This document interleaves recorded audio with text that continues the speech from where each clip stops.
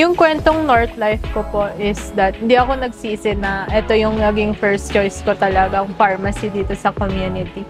Kasi nag-enjoy po talaga ako sa pagdi-dispense, pagka-counsel. And ang nagustuhan ko din po dito, handle po namin lahat from inventory, dispensing, counseling, and sa system din, handle namin, ganun. Parang na-experience po talaga namin na parang may butika po talaga kami, ganyan. And naka-encounter din po ako ng iba't ibang patient, yung nagsusungit, yung mabait, na naging ka-close ko na, ganyan.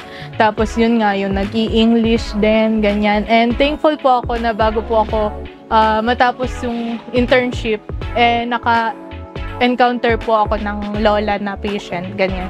And sa pagiging pharmacist naman po, pag nakabasa na po ako sa words, ganyan, feeling ko po magagamit ko na lang yung pagdi-dispense and counseling, ganyan. Siguro pag nagkaroon kami ng mga medical mission, ganyan, gusto ko po maka-encounter ng mga lola, lolo, ganyan, and yung mga bata din po na nangangailangan ng mga gamot. So, ang kwentong North Life ko is yung mga patients. Kasi before, ayoko talaga ng community pharmacy. Sabi ko, ayoko makipag-usap sa mga tao, ganyan. Ulit.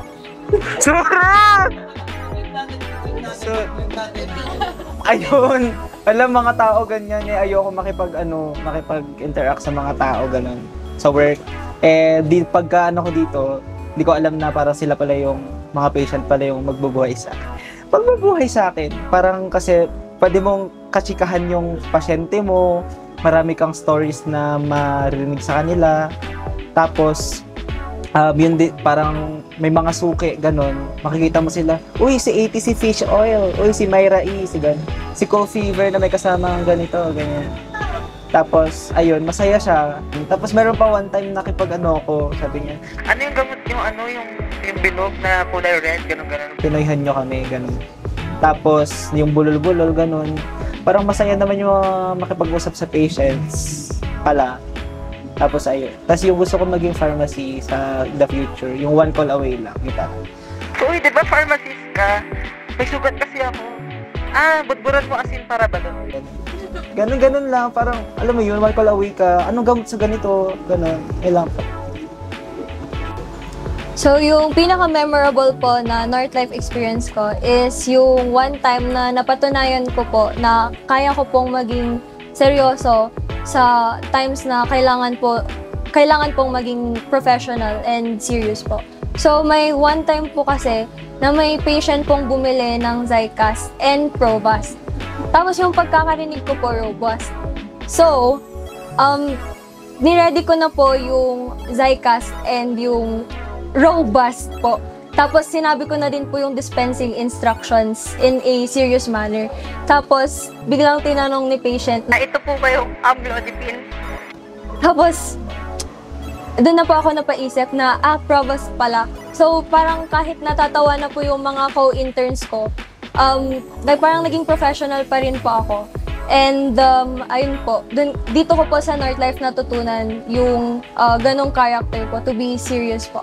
And then, someday po, kapag nakuha ko na yung license ko as a registered pharmacist, gusto ko pong maging pharmacist na equipped po with sufficient knowledge and experience po about medications and real-life cases po. And I also want to be a compassionate pharmacist na hindi lang po na-view ng patients as a simple healthcare worker, but also as their friend po. So, dito po sa North Life, natutunan ko na maging composed, ganon. Na kahit sinisigawan ka na, dapat nakangiti ka pa rin. Tapos, huwag kang sasagot ng pasigaw din sa mga customers. Kasi may isang time na may bumili sa akin ng Newzep. Tapos, tinanong ko kung non-drowse o drowse. Tapos sabi niya, ano? Sabi niya ganon. Tapos, tinanong ko po ulit. Tapos sabi niya, Newzep! Sabi niya ganon. Tapos, binigay ko na lang yung non-drowse.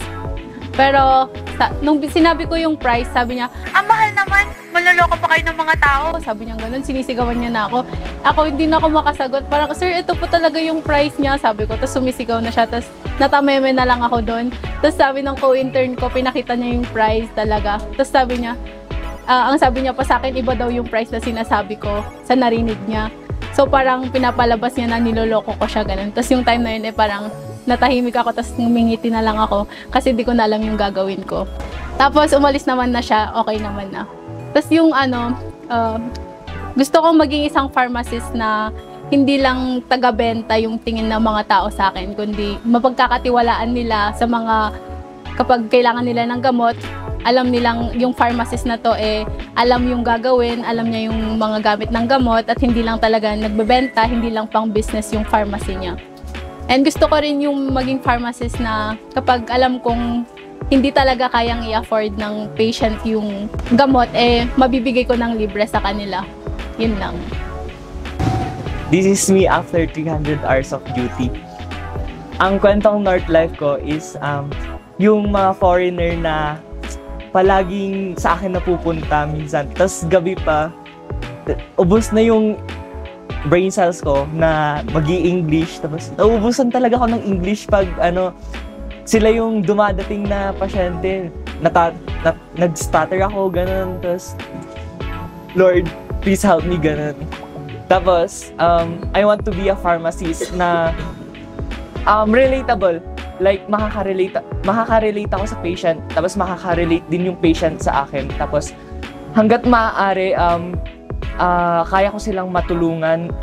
Kahit financial, ganon, financial, moral support, kahit pharmacological, lahat na. Basta, matulungan ko silang mapagaan yung buhay nila. So, ang kwentong North Life ko po, actually, yung co-interns ko yung naging story ko talaga. Sila po yung bumuo ng, yung story ko, as in yung buong experience ko, sila po, hala, nahihiyak talaga ako, oh my God.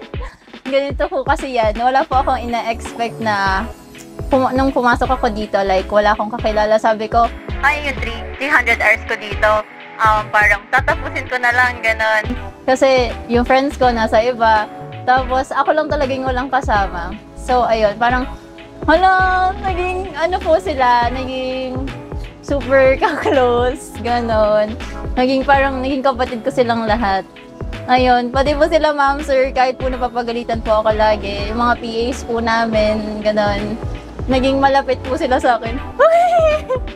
Oh my God. So, ayun nga po, next. Ang gusto ko pong maging effective and parang remarkable na pharmacist in the future. Parang, maisip lang nila na, ako yung naging way para matutunan nila kung paano i-take ng maayos yung gamot nila, kung paano sila gumaling. Parang naging way as, hanggang gumaling po sila. Ayun lang po.